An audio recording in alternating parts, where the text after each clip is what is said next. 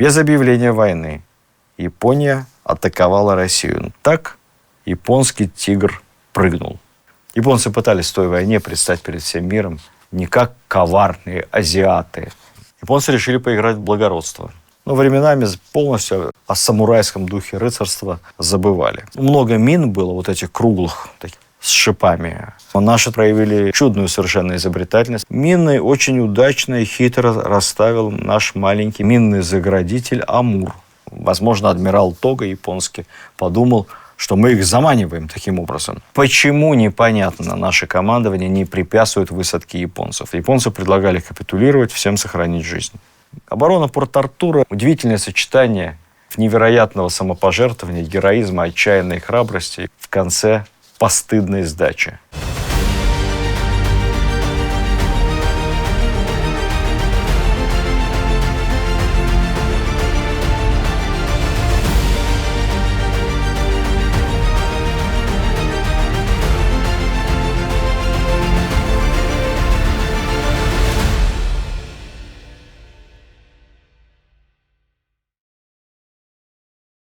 Добрый день, дорогие любители русской истории. Продолжаем наш не очень веселый рассказ, который мы назвали «Размышления о русско-японской войне». Скажу вам честно, с самого начала я планировал ограничиться одной лекцией, но по мере погружения в контент выяснилось, что эта тема, это подзабытая так называемая русско-японская война 1904-1905 годов, имеет столько интересных слоев, столько интересных героев и, самое главное, столько смыслов по-современному звучащих, что наш рассказ вырос. Зато вы узнаете много такого, чего не найдете на страницах школьных учебников истории. Сегодня начну с войны на суше. Главным образом она велась в Корее и в Маньчжурии, в Северном Китае. Главнокомандующий русской армией на этом театре боевых действий военный министр генерал Куропаткин. Интересная персона. К моменту начала войны популярнейший человек в русском обществе. Прогрессивный министр. Лично большой храбрец. Соратник Скобелева, того самого, начальник штаба скобелевских частей. Один из героев штурма Геоктепе, Туркмении. Накануне войны военный министр Российской империи. Преподаватель Академии Генерального штаба. Прекрасный теоретик, интеллектуал. Большой поклонник Наполеона. Не знаю, может быть, поэтому он пытался воевать, копируя тактику Кутузова 812 года. Иногда пишут поверхностные исследователи, что Куропаткин был противоположностью генералу Скобелеву. Скобелев – это сама энергия, сама лихость, сам напор. Суворов новый. Его начальник штаба Куропаткин медленный, неспешный, во время русско-японской войны постоянно пятился назад, отступал в Маньчжурии. Это совсем не так. Куропаткин тоже был очень энергичным человеком. И храбрец не менее Скобелева. Более того, энергия била через край. Он мог приехать на поле будущего сражения, проверять установку артиллерийских батарей, лично вмешиваться, говорить: перенаправьте, огонь надо концентрировать таким образом. Влезал в любую мелочь. Главнокомандующий армиями руководил войсками вплоть до уровня батальона и артбатареи. Честно говоря, лучше бы он этого не делал, потому что он вмешивался в планы нижестоящих офицеров, профессионалов своего дела на своем месте, терял общий взгляд на события, на фронт. Как пишут специалисты, наверное, это больше мешало делу, чем помогало. Но давайте по порядку. Куропаткин за всю войну не выиграл ни одного сражения. Он, правда, и не был ни разу разгромлен. И можно сказать, что большая часть битв по ходу русско-японской войны заканчивалась в ничью. Но, тем не менее, он действительно пятился назад. Он отступал. Мы помним, что общего плана на войну у Генерального штаба Российской империи не было. Предполагалось изначально обороняться с опорой на Порт-Артур, на нашу главную военно-морскую базу. Ждать, пока прибудут резервы по недостроенному Транссибу. Затем перейти в контратаку, выбить японцев из Кореи и перенести боевые действия на японские острова. Каким-то образом высадить там десант, опираясь на наши тихоокеанские эскадры. Ну и потом флаг над Токио, как предсказывал якобы Серафим Саровский. Дилемма, которая в самом начале встала перед Куропаткиным: как правильно распорядить имеющуюся небольшую армию. Армия Российской империи огромная, но она там, на европейской части. А здесь 100 тысяч, растянутые на все огромные территории Маньчжурии и Дальнего Востока. Как распределить войска между гарнизоном Порт-Артуре и полевой армией в Маньчжурии? Если оставить в гарнизоне минимум войск, у нас, конечно, рапортовали, что Порт-Артур лучшая крепость всех времен и народов, но это рапортовали, а на самом деле все было недостроено, далеко до завершения. И с небольшим гарнизоном Порт-Артур может пасть, а это обречет на гибель Тихоокеанскую эскадру и окончательно отдаст японцам море. А если максимум войск посадить внутри Порт-Артура, тогда в случае опасности они будут блокированы японцами, а полевой армии может не хватить сил для прикрытия Маньчжурии и КВЖД. В итоге Куропаткин принял компромиссное решение. Он увеличил гарнизон в Порт-Артуре с 20 тысяч до 45, и в результате Порт-Артур действительно продержался в общей сложности более полугода. Но все равно японцам удалось за счет внезапности нападения запереть русский флот. И дальше все очень просто. Сначала они продвинулись в Корее. Там был наш заслон, но они очень быстро его оттеснили, нанеся нашим войскам поражение. Кстати, нашим небольшим корпусом в Корее командовал генерал Засулич. Любителям истории эта фамилия должна быть знакома. Да-да, родной брат той самой Веры Засулич, не к ночи помянутой террористки, как бы революционерки, пытавшейся застрелить генерал-губернатора и оправданной самым гуманным в мире судом Российской империи. Она потом сбежала за границу. Генерал Засулич был честным офицером, воевал за веру царя и отечества. Обвинять его в поражении можно, но я бы не стал, потому что ему противостояла японская армия в 3 раза большей численности. И он в конце концов отступил. Дальше японцы начали осаду Порт-Артура. Заблокировали город. Это была настоящая блокада. Не так, как в Севастополе во время Крымской войны. И большая часть их армии двинулась на север. Собственно, все бои шли вдоль КВЖД, с юга на север, вытесняя армию Куропаткина к Харбину. Кстати, японцам не удавалось ни разу Куропаткина, подчеркну, разбить, хоть они и пытались много раз, и ни разу не удавалось окружить. Японские генералы вообще были одержимы идеей повторить действия пруссаков во время франко-прусской войны, вот еще той с Наполеоном III и Парижской коммуной, когда удалось под Седаном окружить французскую армию. Вот этот трюк с окружением методично, из раза в раз японцы пытались повторить, им это ни разу не удалось, но они были близки к этому под Мукденом, об этом я еще расскажу, но в конце концов наши выскользнули. Война на суше России с Японией – это первая большая война 20 века. Война совершенно другого качества, которая была не готова ни с теоретической, ни с практической точки зрения Российской империи, потому что генералы всегда, как мы знаем, готовятся к предыдущей войне. Не случайно наш великий Александр Васильевич Суворов говорил, или ему это приписывается, что Россия вообще ко всем войнам всегда не готова, потому что если Россия к войне готова, то дураков воевать с Россией нет. Вот к этой войне с практической точки зрения русская армия тоже оказалась не готова, потому что эта война была другой, чем в XIX веке. Во-первых, ранее упор делался на том, чтобы сидеть в крепостях, и русская армия сконцентрировалась на обороне плохо укрепленного Порт-Артура, военной крепости, в то время как, взгляните еще раз на карту, как двигались японцы с севера на юг в сторону Порт-Артура и нашего второго большого порта, гражданского порта Дальний. Очевидно, надо было перекрывать перешеек, всего его в несколько линий обороны, защищать траншейными и прочими укреплениями и держать линию обороны там. Поэтому мы, к сожалению, очень быстро с перешейка отошли и потеряли порт Дальний без боя. Второе. Это первая война, где массово применялись пулеметы. Пулеметы – страшное оружие того времени. Они полностью меняют тактику боя. Это как FPV-дроны, которыми наполнена вся линия соприкосновения войск в любых современных конфликтах. Это другое качество войны. Пулеметы считались частью артиллерии.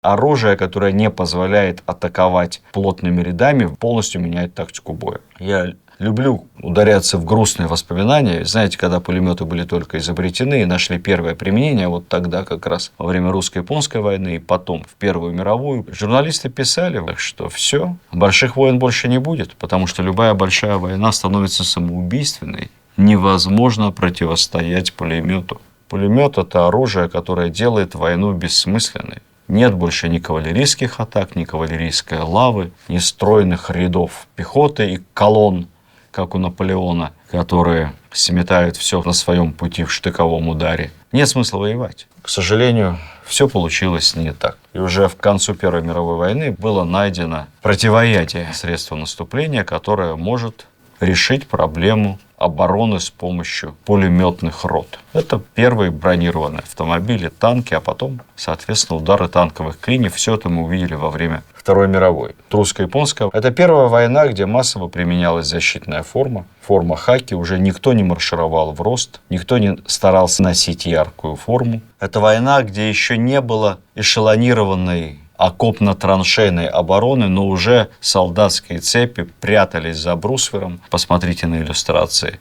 прятались за настилом железной дороги и старались отстреливаться, вести огонь лежа, желательно укрывшись максимально. Это, наверное, последняя война, которая была без специально подготовленных окоп, траншей и блиндажей. Это война, где еще была кавалерия, но кавалерия уже не применялась в классическом понимании. С помощью кавалерии войска перемещались, затем спешивались и далее действовали только в пешем строю. Никаких больше гусар, улан и кавалергардов, никакой красоты, только лошадь средства быстро сменить позицию. Это война, которая потребовала колоссальной перестройки логистики и снабжения, потому что воевали громадные массы маневрирующих, перемещающихся войск. Это война, где артиллерия начала стрелять впервые из закрытых позиций, и мы, кстати, здесь показали себя неплохо.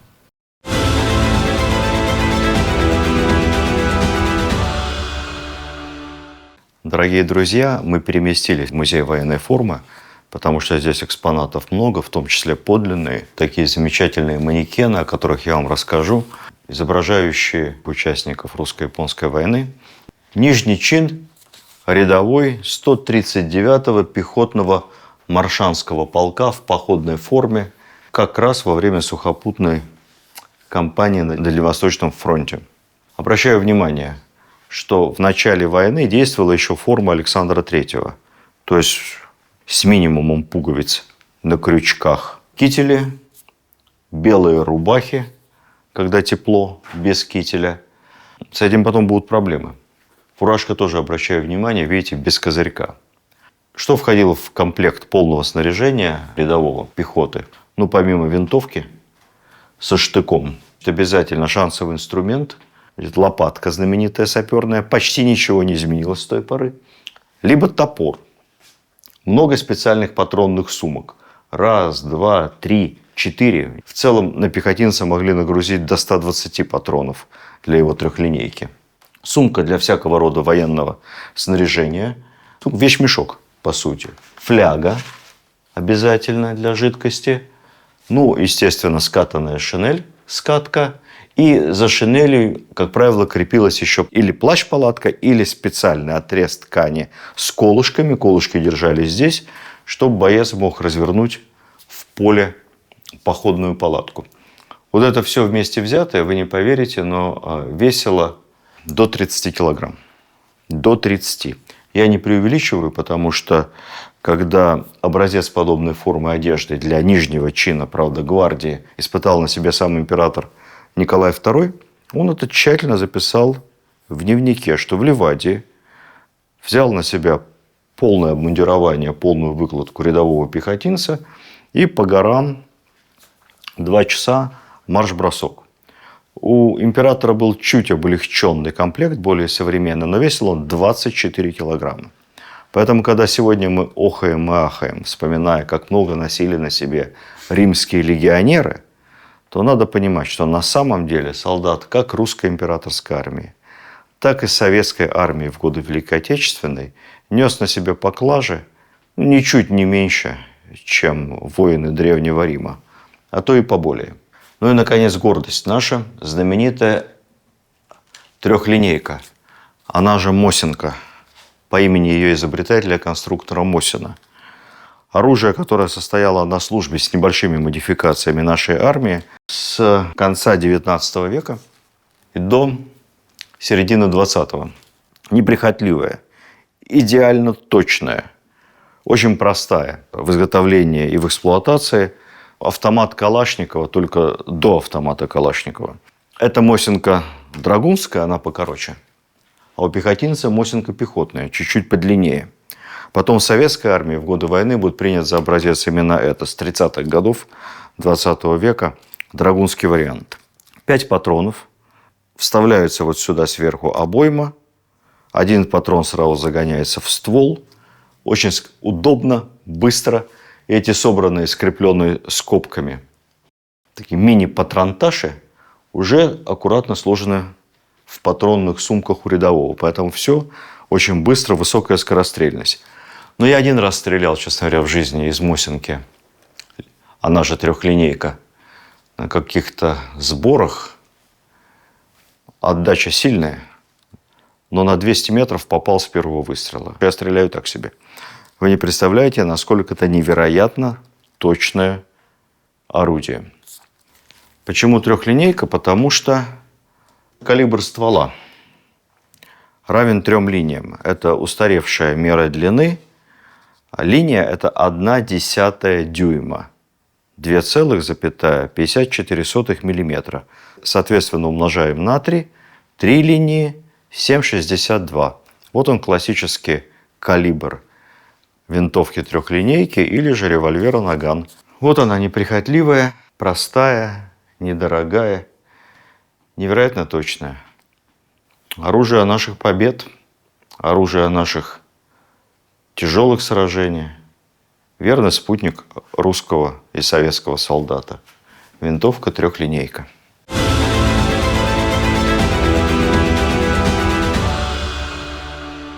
Мы отступаем вдоль КВЖД. Я не буду перечислять сражения. Мы все время оттягиваемся назад и ждем прибытия новых резервов из Европейской России. Наконец, Мугден. Крупнейшее сражение на тот момент в истории по количеству задействованных войск до начала Первой мировой войны. Февраль-март 1905 года. Это сражение, где действительно часть русской армии начала отступать без команды. Кто-то отступал организованно. Из окружения под Мугденом в конце концов удалось выскользнуть, но это было обидное поражение. Тут надо сказать и о качестве японского солдата. Мы всегда привыкли считать, что наш солдат априори лучше любого солдата противника. И наши солдаты проявляли и мужество, и стойкость. Офицеры проявляли хорошую подготовку, но встретить такого мотивированного, самоотверженного и упорного солдата, как японец, мы оказались совершенно не готовы. Резервы подходили медленно. Железная дорога в обход Байкала была еще недостроена, поэтому нужно было переправляться через Байкал на пароме. Это сильно замедляло переброску резервов и вооружения. Когда Байкал покрылся льдом, у нас все всегда повторяется, голь на выдумке хитра. Бросили железную дорогу прямо по льду. Ну, вы представляете, какой риск гнать тяжелые груженные поезда по льду. И первый поезд повел сам министр князь Хилков. Он вообще-то работал машинистом в Америке, поэтому знал все рабочие и инженерные профессии в системе железной дороги. Потрясающий человек. Я вас отсылаю к нашему рассказу о времени Сергея Витте, один из соратников Витте. Хилков сам стал машинистом и повез первый поезд тяжелый с оружием по льду, взяв на себе все риски и показывая, как это надо делать. Настоящая дорога жизни.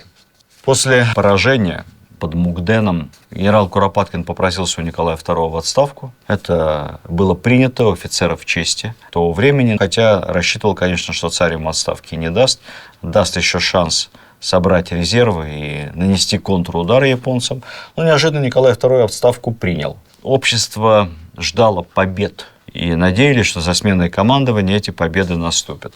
Не могу вам не рассказать историю капельмейстера 214-го Макшанского полка Ильи Шатрова. Может быть, кому-то говорит что-то его фамилия. Да, Илья Шатров – это тот самый военный композитор, который написал музыку прославленного вальса «На сопках Маньчжурии». А мелодия эта была создана в посвящение своим погибшим товарищам. Когда полк, где служил Шатров, попал в окружение, когда боеприпасы, чтобы отстреливаться, почти закончились, командир полка Петр Побыванец отдал последний приказ – знамя и оркестр вперед. И тогда Илья Шатров вывел свой оркестр и отдал приказ играть марш. И повел оркестр под знаменем полка в последнюю штыковую атаку. Невозможно поверить, но в итоге этого штыкового прорыва полк все-таки вырвался из окружения и вышел к своим. Погиб в этой атаке и командир полка. А из оркестра, который шел во главе полка, в живых осталось всего 7 человек.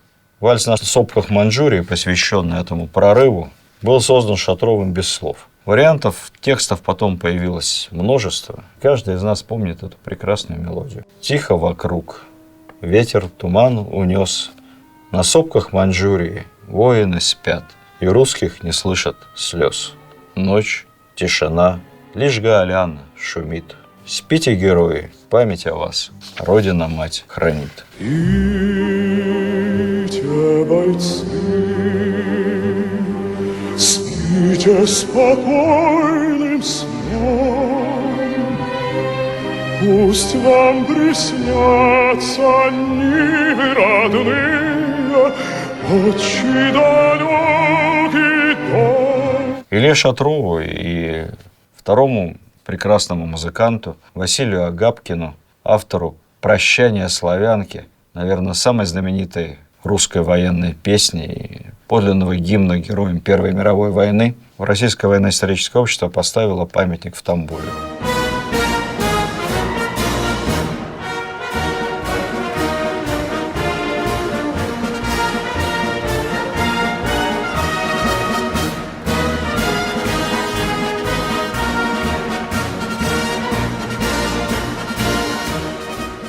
Тогда же, после Мугдена, когда Куропаткина сменил сторонник решительных действий генерал Линевич, наконец достроили дорогу. Все ждали, что вот-вот, наконец, прибудут хорошие боевые кадровые части из России. Линевич писал: «Мир заключать нельзя, армия с каждым днем становится все сильнее и сильнее». Линевич не знал, что в стране нарастают беспорядки, и правительство Николая II уже думает не столько о контрнаступлении, сколько о внутренних проблемах.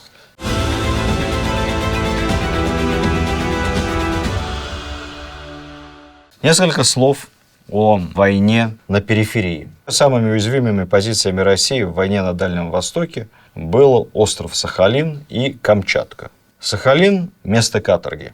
Помним Антона Чехова. Большая часть населения либо действующие каторжники, скажем так, либо бывшие, и охрана. Всего-то население где-то 35 тысяч человек. Дикие места. Когда началась война, каторжникам пообещали много всего.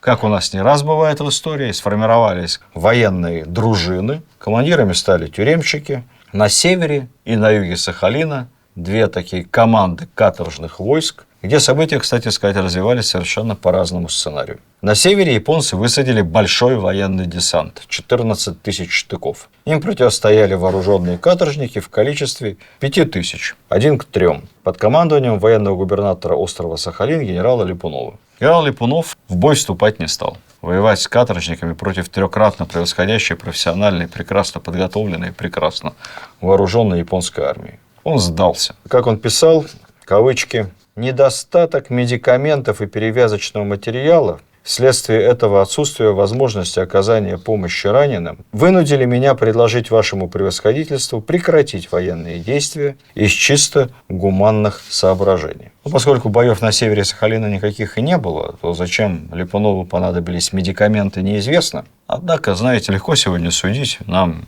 изнеженным детям конца 20-го, начала 21 века, хотя, в общем, стыдно. Сдался. А вот на юге, где не было никакого высокого начальства, все было иначе. Здесь каторжников-то было немного, всего их примерно 1000. Командовал ими отставной подполковник Василий Быков, однофамилец нашего прославленного советского писателя Василия Быкова. Так вот, когда Быкову сообщили, что губернатор Липунов уже сдал весь остров, Быков отказался подчиняться приказу и начал партизанить. Повоевав, ушел через пролив Невельского в Николаевск, организованно, с оружием, как мог, японцам вредил. Василий Быков был награжден орденом Святого Владимира 4 степени, умер после войны в 911-м. Липунов оказался в плену у японцев, потом вернулся на родину, был отрешен Николаем II от должности губернатора, отправлен в позорную отставку, где вскоре тоже скончался.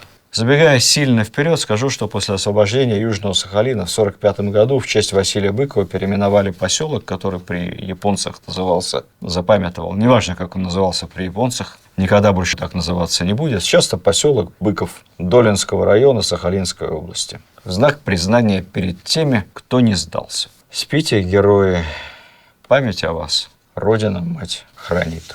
Интересная история с обороной Камчатки. Камчатка тогда – это область, территория современной Камчатки, Корякского округа, Чукотки, ну, в общем, территория двух Франций.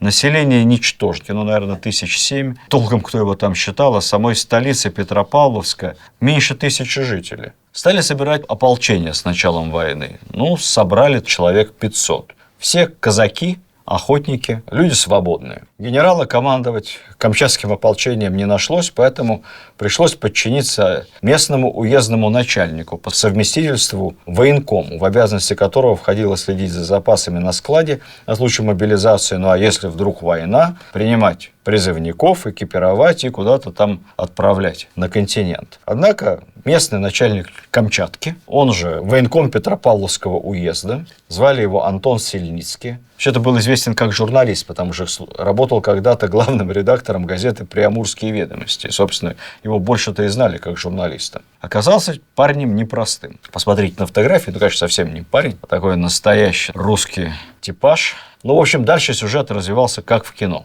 В прямом смысле слова. Точнее говоря, как в серии фильмов со Стивеном Сигалом. Помните, там есть такой герой, у него вылетело из головы, как зовут, но завязка всех фильмов примерно одинаковая. Главный герой все время то поваром на корабле работает, то пассажиром в поезде едет. Ну, и, в общем, все время оказывается в каких-то переделках с бандитами-террористами. Совершенно неожиданно обнаруживается, что этот мирный работник общепита оказывается в прошлой своей жизни спецназовец, морпех и экс-кавалер всех боевых орденов США. Ну, вот примерно такая же ситуация с нашим Антоном Сильницким. Непримечательный журналист оказался бывшим офицером в отставке, который на гражданку-то вышел то ли потому, что его не приняли в Академию Генштаба по каким-то причинам, скорее всего, по причине политической неблагонадежности. И вот он от греха подальше уехал служить там, где не достанут его сотрудники охранки, на Камчатку.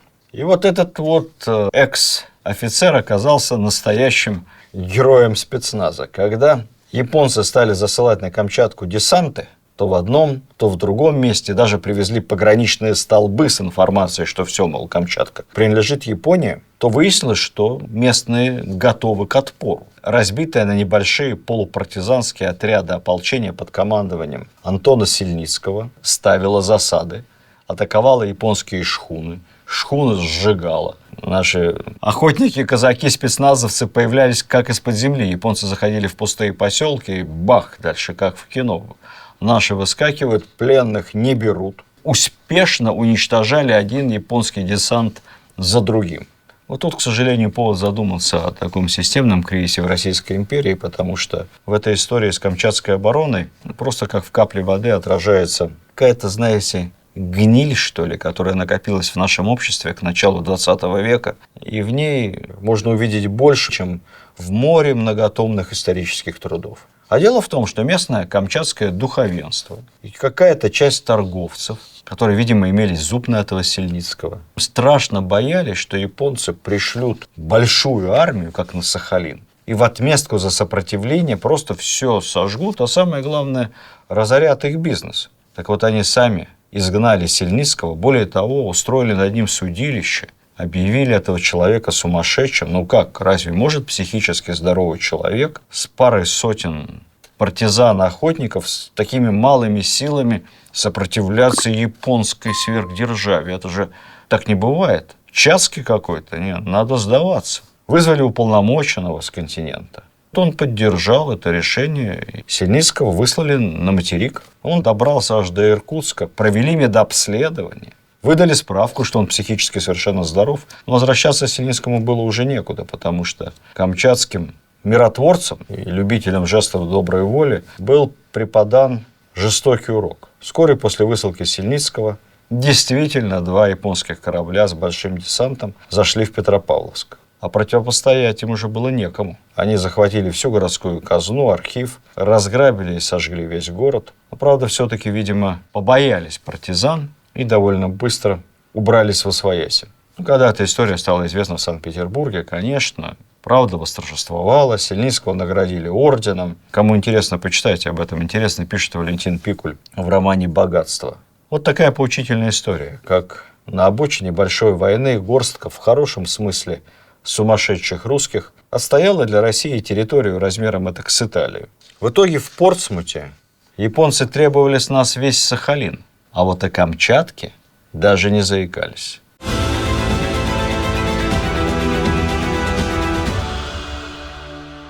Помните Анну Ахматову? Черемуха мимо прокралась, как сон. И кто-то, Цусима, сказал в телефон. Цусима. Остров или небольшая группа островов в проливе между Японией и Кореей.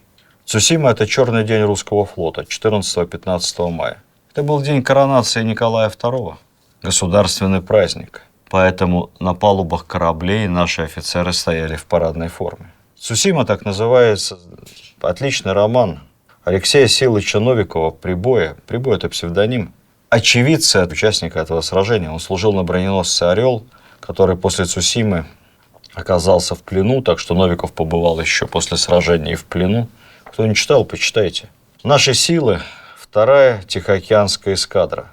По сути, это флот Балтики, который был прислан по длиннющему маршруту вокруг Африки, прошел через полмира и шел на соединение с эскадрой в Порт-Артуре. Почему с Балтики? Потому что Черноморский флот выйти не мог, турки через Босфор его не пропустили. Почему не пошли через Суэц? Боялись. Во-первых, не все корабли, как мы предполагали, могут пройти из-за размеров своих Суэцким каналом. Но потом боялись, что англичане устроят какую-нибудь пакость. Поэтому большая часть эскадры пошла вокруг Африки. Это тяжелый путь, изнашивается моторесурс, корабли обрастают ракушками, снижается крейсерская скорость. Все это очень и очень тяжело. Легенд вокруг Цусимы много. Что важно понимать? Во-первых, когда мы столкнулись с заблокировавшим проход японской эскадры, наших кораблей было меньше, чем у японцев. Но главное число орудий. Если посчитать на все корабли, у нас намного меньше, чем у японцев. Японцы делали 360 выстрелов в минуту, мы в среднем 134. Это была безнадежная история. Во главе нашей эскадры стоял адмирал Рожественский, опытный моряк, очень энергичный человек. Он прямо на себе вытащил весь этот тяжелейший поход. Вошел в Цусимский пролив, где его ждали японцы, и смело в походном порядке двинул нашу эскадру в бой. Почему мы потерпели свое разгромное поражение? Зайдите в интернет. 1000 версий любителей истории, профессиональных историков, специалистов в военно-морском деле. Это и упомянутое мной подавляющее огневое превосходство. Это особые японские снаряды, начиненные специальным взрывчатым веществом шимоза. Снаряд взрывался сразу при соприкосновении с броней наших кораблей фугасного типа. Очень много осколков от взрыва этих снарядов, то есть наносили огромный урон они, если попадали там, где скопление моряков. Сразу вызывался пожар. Наши снаряды прошивали японские корабли, но зачастую не взрывались. И хотя и пробивали броню, и ущерб от них, как считалось, был меньше. Об этом много спорят. Говорят о том, что у нас как-то неправильно были оборудованы водосливы на кораблях, поэтому, когда вода поступала, она не сливалась, как положено, быстро. А от этого многие корабли просто переворачивались, теряя правильный баланс. Пишут о том, что из-за того, что средняя скорость японских кораблей была гораздо выше, наша шла вся эскадра с замедленной скоростью, то японские флотоводцы просто переманеврировали Рожественского и получали возможность все время концентрировать огонь на отдельных главных флагманских кораблях. Японские экипажи были отлично подготовлены, а для наших, для многих это был первый бой и для солдат, и для офицеров, и даже для некоторых адмиралов это было первое в жизни настоящее морское сражение. Японцы быстро потопили главные корабли нашей эскадры. Броненосцы Ослябя, князь Суворов, Бородино, император Александр III один за другим шли на дно. Казалось, на дно идет вся история Российской империи. Первым пошел Ослябий, это была какая-то просто мистика. Борта броненосца были укреплены специальными плитами, но в одном месте произошел дефект. Плита не выдержала попадания японского снаряда и почему-то отлетела. Брак, заклепки. Невозможно сейчас это выяснить.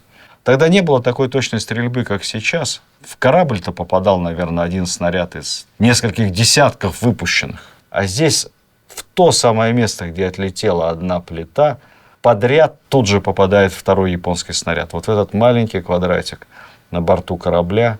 и сразу же пробоина и страшный взрыв. Александр III, когда утонул, вообще ни один моряк не спасся. Ни один. К ночи страшного побоища наша эскадра перестала существовать. Лишь отдельные корабли продолжали вести бой. Немногим удалось вырваться. Итог страшный. Погибло более 5000 моряков. Еще больше, более 6000, включая 2 адмиралов, сдались в плен. Вот это подчеркну отдельно. Корабли спустили флаг и сдались. Это самое страшное. Ведь на флоте продолжал действовать морской устав Петра I, по которому никогда, ни при каких обстоятельствах, ни перед какой угрозой русский военно-морской корабль не имеет права спустить флаг и сдаться в плен. До таких случаев, собственно, в нашей истории почти не было. За это всегда смертная казнь офицерам. А здесь адмиралы сдавались. Почему? Адмирал Рожественский Браниным тоже сдался. Существует много теорий заговоров, и что Рожественский и его ближайшее окружение входили в какой-то тайный клуб, который хотел таким образом способствовать отречению Николая II, и другого Романова хотели возвести эти офицеры и генералы на престол. Мы никогда в этом не разберемся. Но факт, Цусима – это страшное поражение, как Березина для французов. По сути, предрешила последующую русскую революцию 1905 года. У нас тоже об этом, знаете, так учебники истории пишут фривольно. Мол, причина поражения в русско-японской войне – это русская революция. Да нет, скорее наоборот. Русская революция в пике своем началась после Порт-Артура, после Цусимы. Вообще, можно ли это называть революцией? Это были такие масштабные волнения, стачки. Я напомню, что Цусима – это май 1905 года. Последующие после этого переговоры в Портсмуте и подписание мира с Японией – начало сентября 1905 года. А октябрь 1905 года – всеобщая политическая стачка. Декабрь – вооруженное восстание в Москве. То последовательность была именно такая. В двух словах, как реагировало русское общество на эту далекую какую-то колониальную войну? По-разному. В России и до этого, до войны, о Японии знали очень мало. Обыватели не имели никакого представления ни о причинах войны, ни о целях. Вот как писала одна из газет, кавычки, «Япония? Какая Япония?» Припоминали из курса географии, что в Японии нет женщин, а есть только гейши, а все японцы – макаки. Мы ошибались и в оценке японской армии, и в оценке самурайского духа японской армии, степени ее подготовки к войне. Мы ошибались в оценке мотивации японского солдата. Антон Деникин, участник японской войны, кстати сказать, почти все лидеры Белого движения были офицерами и старшими офицерами во время русско-японской войны, прошли через весь этот ужас. Так вот, Антон Деникин писал, кавычки, «В то время как в Японии весь народ до последнего носильщика отлично понимал и смысл, и самую цель войны с Россией, когда чувство неприязни и мщения к русскому накоплялось там годами, у нас предприятия на Дальнем Востоке явились для всех полной неожиданностью, и смысл их понимался лишь очень немногими». История. Общество поначалу, как всегда, было преисполнено патриотического порыва, демонстрации, молебны. Однако психологической подготовки общества к трудностям, потерям, все это напрочь отсутствовало. Патриотический энтузиазм, он длится недолго. Никто не обещал русскому обществу правды. Никто не объяснял ему, зачем эта война. Никто не говорил, как скажет потом в парламенте Черчилль, входя в самом начале Второй мировой на должность премьера и обращаясь к нации, что я ничего не обещаю вам, а только кровь, пот и слезы, и готовьтесь к этому, и без этого не будет победы. Никто не обещал, как сделает Сталин в начале Великой Отечественной, все для фронта, все для победы. Нет, все пытались как-то изобразить, что это где-то далеко и, в общем, никого не касается. И веселая жизнь в Петербурге и Москве, в купеческих отелях, ресторациях, все это может продолжаться, а война где-то далеко. В обычном положении дел умалчивали, все хорошо. Прекрасные маркизы. Вот образцы творения тогдашних военкоров. Серьезных боевых столкновений не было. Это когда наша армия отступает. Японцы, пытавшиеся наступать на наши передовые части, повсюду были отбиваемы огнем. Настроение наших войск ввиду удач превосходное. В японских войсках заметен упадок, многие сдаются в плен. Ну так, по-честному говоря, в плен-то сдавались наши в основном. И в конце войны пленных русских солдат, что тоже говорит о мотивации, было много-много больше, чем пленных японцев. Поэтому для общества известие о падении Порт-Артура, а потом о Цусиме, стало настоящим потрясением. А поскольку не было никакого понимания реальных причин войны, то люди, обыватели, ведь легко находят объяснение проблем самым простым образом. Это, наверное, предательство. А кто виноват в предательстве генералов? Царь дурак, не соображает ничего. Власть виновата. Империи были неограниченные возможности продолжать ту войну. И если победа над Японией или даже правильно объясняемая тяжелая война с Японией, но надо было правильно объяснять это обществу. Это могло усилить власть, серьезно укрепить положение монархии, то такие неожиданные поражения на фоне рисуемых розовых картинок, наоборот, стало действительно катализатором волнений революции 5-го года. Вот отсюда, после поражений, мощный подъем оппозиционных настроений во всех слоях общества. Еще был тревожный симптом. В столицах начали фиксировать нападения хулиганов на офицеров. Никогда такого быть в России не могло. Русская интеллигенция, буйное студенчество не чувствовали себя свободными. И никто этих интеллигентиков не брал за шиворот, не сажал по статье о дискредитации армии, не объявлял иноагентами. Россия будет свободной, мол, еще немного поражений, и царизм рухнет. Все это не дало возможности довести войну до победного конца. И хотя сам Николай II упирался и не желал соглашаться на мир, но и порядок в тылу он организовать не мог. Коренные вопросы, вопрос о земле, был задвинут куда-то далеко. От беспорядка в тылу и решения системных вопросов победы быть не могло.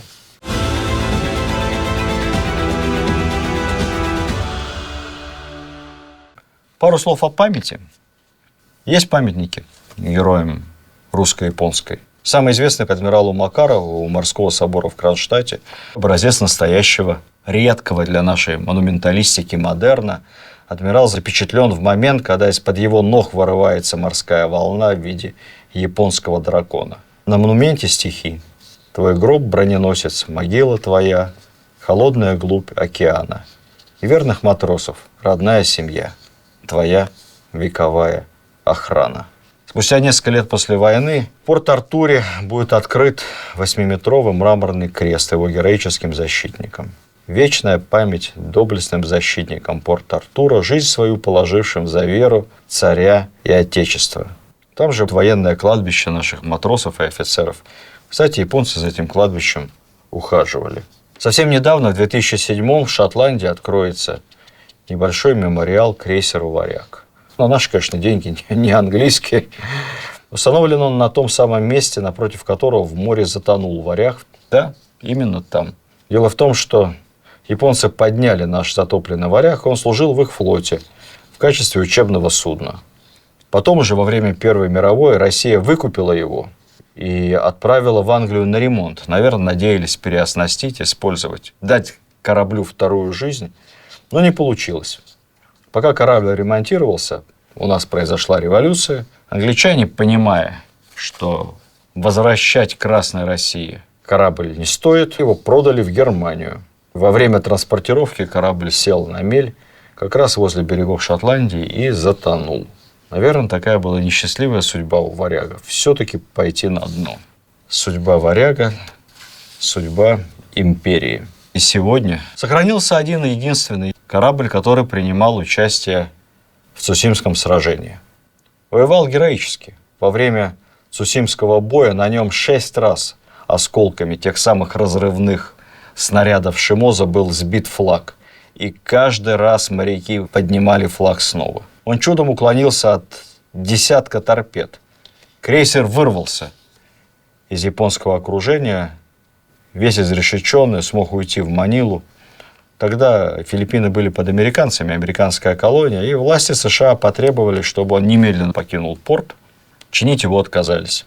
Выйти в море корабль не мог, поэтому команде пришлось интернироваться. Николай II прислал отдельную телеграмму ввиду необходимости исправить повреждения, разрешаю вам дать обязательство американскому правительству не участвовать более в военных действиях. Николай. Потом корабль вернулся на Балтику. Муза истории Клио – это не такая красивая девушка, как ее рисуют. Муза истории – это злая, едкая, очень ироничная тетка. И вот здесь злая ирония истории. Знаете, как называется этот корабль? Прошедший сквозь Цусиму. Единственный оставшийся. Знаете, все знаете. Это крейсер «Аврора». Кино. Посмотрите.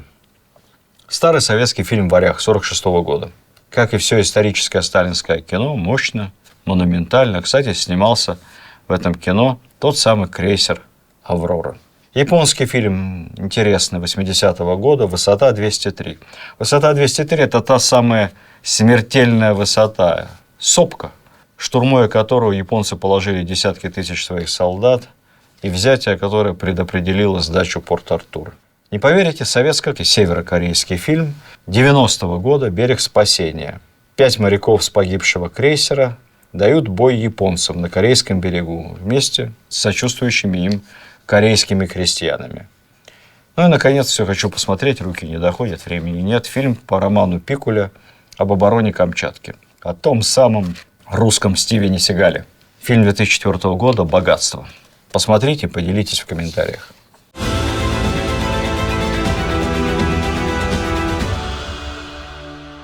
Чем закончилась русско-японская война? Несложно догадаться, всякая война рано или поздно заканчивается подписанием мирного договора, а перед этим сложными, очень сложными переговорами. Переговоры в Портсмуте, который с нашей стороны вел будущий первый премьер-министр империи Сергей Витте, последний акт войны, сражения на поле дипломатии. Инициированы они были Японией, но у них есть интересная предыстория. В качестве посредника выступил президент США Теодор Рузвельт. Не надо думать, что Рузвельт такой был миротворец, который хотел жизнь свою положить на то, чтобы меньше гибло русских и японских солдат. На самом деле, в начале войны, еще в 1904 году, как-то в беседе с послом Германии, Рузвельт сказал: в интересах национальных США, чтобы русские и японцы, цитирую, максимально потрепали друг друга. Все меняется, кроме американского подхода к большой политике. Помним, как в начале Великой Отечественной Гарри Труман, тогда еще не президент, а сенатор, честный и прямой, скажет: интерес Америки заключается в том, что если будет побеждать Германия, начать помогать русским. А если будет побеждать Россия, помогать Германии. И пусть русские и немцы как можно больше убивают друг друга. Здесь было то же самое. Однако прошло время, и уже к лету 1905 года Теодор Рузвельт поручил американскому послу в Санкт-Петербурге убедить Николая II, что войну надо немедленно прекращать. Иначе, мол, Россия войну проиграет и потеряет после этого не только Порт-Артур и какие-то зоны влияния, а весь Дальний Восток. И вот изо дня в день американское посольство убеждает, навязывает, формирует общественное мнение и усиливает миротворческие настроения при императорском дворе в Санкт-Петербурге. Опять же, иначе вы потеряете весь Дальний Восток. А мы, мол, американцы, если вы подпишете этот договор, наоборот, мы всячески вам поможем. Японцы нам денег должны. Может, мы даже поддавим в этом отношении на японцев, чтобы они побыстрее заключили мир. Реальная причина этих усилий США мне видится несколько в другом. Отнюдь не в том, что Теодор Рузвельт мечтал получить Нобелевскую премию мира. Он ее, кстати, получил, как писмейкер главный. Причина заключается в том, что Япония была жутко закредитована. И должны они были не только англичанам, а в первую очередь американским банкирам. Американцы чувствовали, что если война продлится еще какое-то время, ресурс Японии полностью иссякнет, она потерпит катастрофическое поражение от России. Если Россия выстоит, Россия выстояла бы, куда ей деться. И тогда кто будет отдавать огромные кредиты? Ну, русские точно отдавать не будут. Более того, они обложат Японию контрибуцией. Поэтому надо было представить ситуацию таким образом, что Япония побеждает, Россия потеряет весь Дальний Восток, и нужно как можно быстрее заключить мир. И вот это настроение, наложившееся, конечно, на предреволюционную ситуацию в России, крестьянские волнения, горящие усадьбы, забастовки и жестокое поражение под Цусимой, вот это все в совокупности и подтолкнуло правительство Николая II к заключению мирного договора. Мы начинали вести переговоры с позиции силы, то есть условия, продиктованные Николаем в нашей делегации, были следующие. Ни пяди земли, ни копейки контрибуции и недопущение передачи Японии КВЖД. У японцев запросная позиция была абсолютно противоположная. Огромная контрибуция, передача Сахалина и всех близлежащих островов. Я напомню, что Сахалин к этому моменту полностью оккупирован японской армией. Полная свобода действия Японии в Корее. Вывод всех русских войск из Маньчжурии. Ну и передача японцам права аренды Порт-Артура и КВЖД. Плюс был еще целый ряд мелких требований, там, ограничения флота нашего, демилитаризация Дальнего Востока и прочее. Все это было весьма обидно, если не оскорбительно. Итог переговоров. Я подробно рассказывал о них во время лекции о Сергее Витте, о чем удалось договориться. Корея. Российская империя отказалась от влияния в Корее в пользу Японии. Пройдет совсем немного лет, и Корея просто будет захвачена и аннексирована Японией. Россия отказалась от своих исключительных прав в Маньчжурии. Стороны обязались, правда, и Россия, и Япония обоюдно вывести из Маньчжурии свои войска. Да, Россия уступила Японии Порт-Артур и всю прилегающую территорию. К этому вопросу мы вернемся позже. Россия передала Японии не весь КВЖД, не всю железную дорогу, а только ее южную ветку. Не весь Сахалин, а ровно половину, южную часть Сахалина.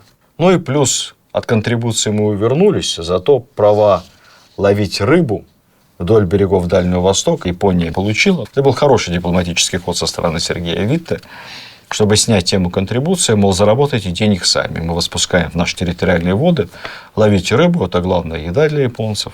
Сами как-то зарабатывайте. Была ли необходимость соглашаться под давлением американцев на эти условия?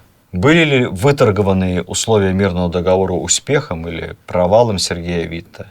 Если бы Николай II в неосторожной беседе с американским послом не упомянул о возможности уступить половину Сахалина, а это тут же передали американцы японцам, смог ли бы Витте удержать в переговорном процессе весь Сахалин или нет? Или наоборот, заключение этого мирного договора стало очень выгодным, потому что на самом деле отношения с японцами быстро нормализовались, и потом в годы Первой мировой Япония даже была нашим союзником. Об этом сейчас можно рассуждать бесконечно. Нельзя не отметить лишь одно. Один очевидный минус ведения этих переговоров. Тут я уже серьезно. Историки отмечают большой организационный минус нашего центра принятия решений. Дело в том, что Сергей Витте, возглавляя нашу делегацию в Портсмуте, вообще был не в курсе, что из себя представляет русская армия в Маньчжурии, готова она к наступлению или не готова, какая ситуация реальная на фронте. Линевич, командующий русской армией, не получал из Санкт-Петербурга никаких указаний на наступление, а Витте, получая инструкции через Николая II, сосредоточившего на себе в одиночку принятие всех решений, в контакте с Линевичем не был. Хочу сказать, что, например, когда Советский Союз вел переговоры с Англией и США, будь это в Тегеране, в Ялте, во время разных встреч двусторонних, то наши делегации всегда были абсолютно в курсе реальной ситуации на фронте. То есть в составе делегации имелись представители Генштаба.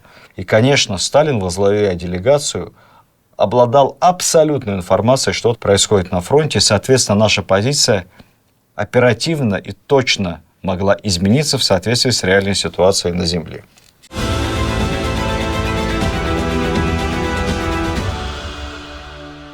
Поражение в войне стало тяжелейшим ударом для престижа Российской империи, поскольку впервые, если мы не будем считать крошечные символические территориальные потери после Крымской войны, Россия уступила свои собственные территории. Надо сказать при этом, что и японцы тоже были недовольны этим мирным договором, потому что они ощущали себя победителями и ожидали намного большего. Японское правительство после подписания мирного договора ушло в отставку в полном составе. Глава японской делегации чуть не был растерзан по возвращении в Японию. Его дом сожгли японские патриоты.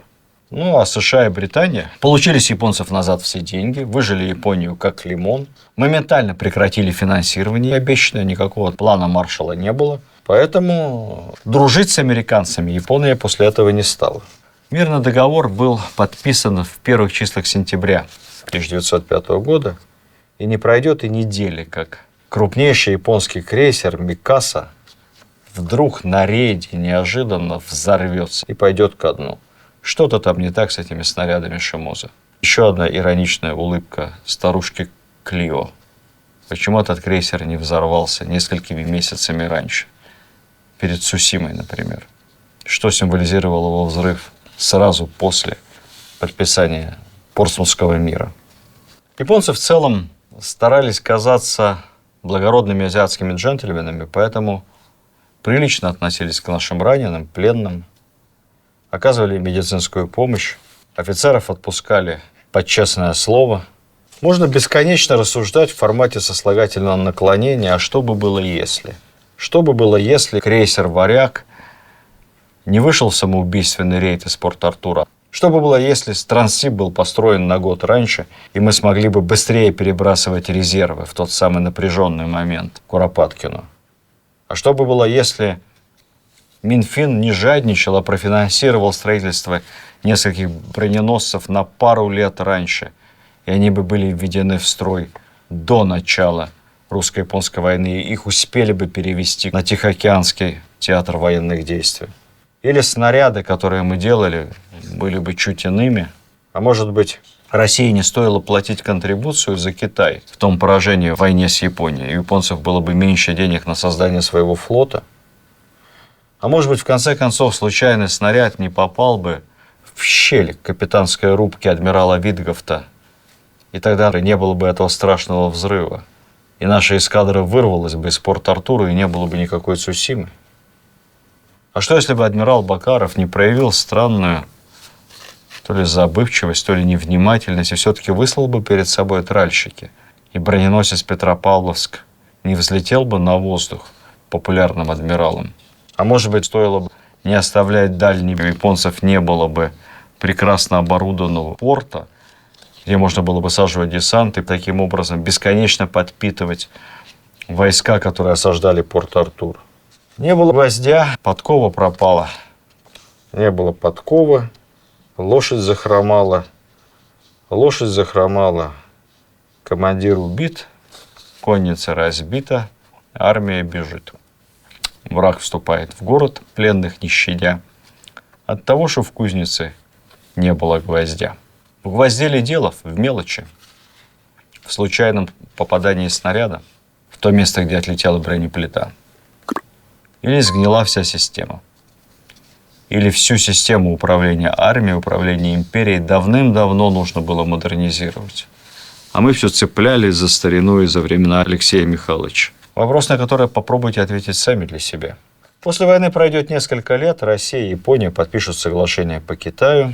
Северная Манчжурия снова станет зоной влияния Российской империи, Южная Манчжурия – зона влияния Японии. Корея отойдет Японии.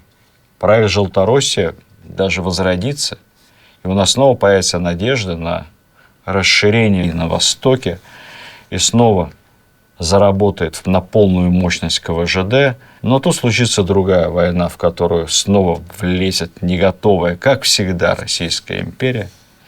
И правительство Николая II второй раз наступит на те же самые грабли. Первая мировая. И все пойдет совсем по-другому.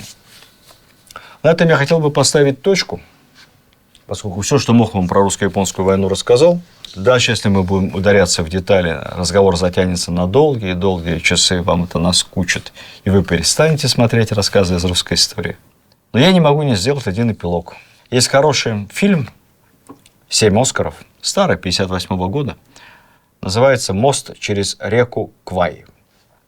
Это фильм о Второй мировой, где есть эпизод, как японские солдаты отмечают годовщину окончания русско-японской войны. Понимаете, прошло десятилетия, но Япония не отмечала ни свои грандиозные победы над Китаем, ни взятие Сингапура, триумф Японии над Британией. 80 тысяч британских солдат были взяты в плен. не взятие Филиппин, там 100 тысяч пленных американцев, отмечали тяжелую победу над русскими. И это, наверное, о многом говорит. Они хорошо помнили эту войну, и мы помнили. Страна у нас была другая совсем, но мы помнили ту войну. В 1940 году появился подзабытый сейчас фильм «Моряки». Там была такая песня.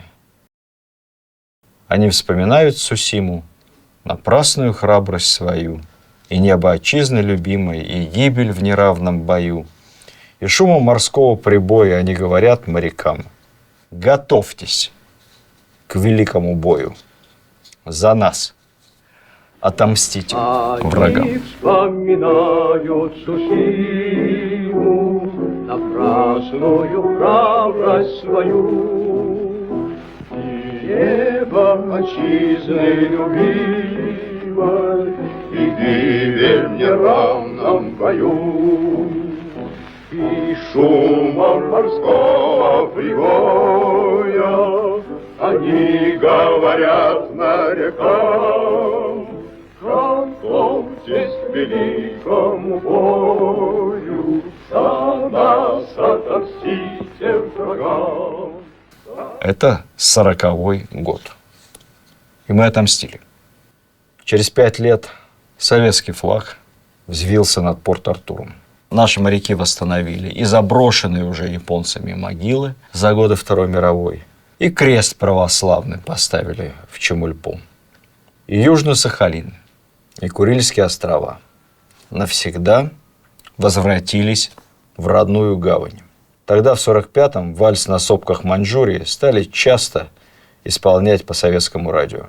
Он, кстати, звучит в фильме «Место встречи изменить нельзя». Это очень исторично, учитывая, что события фильма как раз разворачиваются сразу после победы над Японией.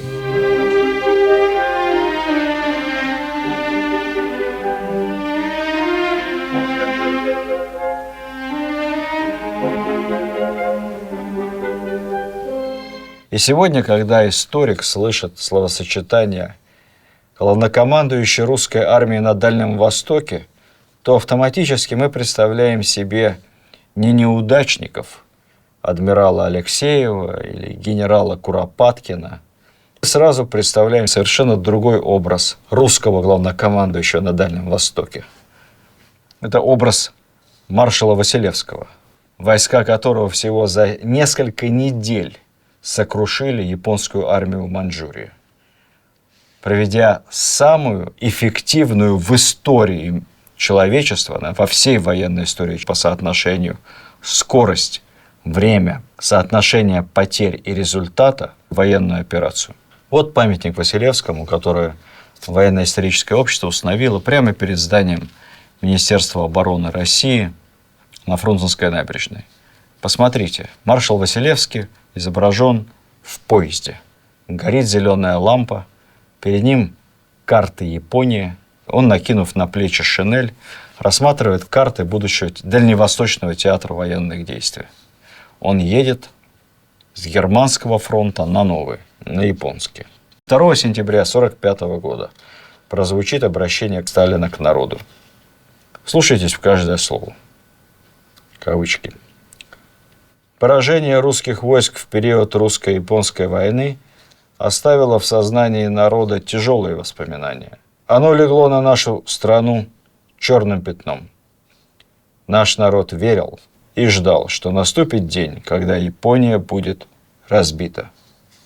40 лет ждали мы, люди старшего поколения, этого дня. И вот этот день наступил. Сегодня Япония признала себя побежденной и подписала акт безоговорочной капитуляции. Когда мы сдали Порт-Артур японцам, благородные японцы вернули холодное оружие нашим офицерам, которые находились в таком полуплену, и пригласили их, как принято, как победители, на ужин. Наши пришли в полном параде, японцы опоздали на полчаса. Спустя 40 лет, в 1945-м, мы пригласили японцев тоже на ужин. Они пришли в параде, а перед этим японскому адмиралу был возвращен его самурайский меч. Русские никогда не унижают своих побежденных врагов. Но мы тоже опоздали. Только в этот раз на 1,5 часа. Японцы почтительно знали. Они тоже помнили свой жест 40-летней давности.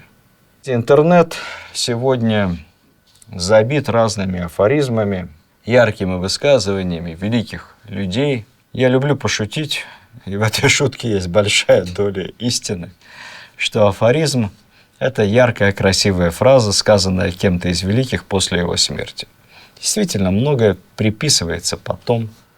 В этом отношении особенно повезло немецкому железному канцлеру Бисмарку, который и произнес много достоверных слов о России, и, наверное, кое-что ему приписано. Полуподтвержденных цитат Бисмарка немало. Но, понимаете, он знал русский характер, он много лет работал в России. И если эту мысль он и не произнес дословно, то точно такое Бисмарк мог сказать, и под этим бы расписался. А мысль проста.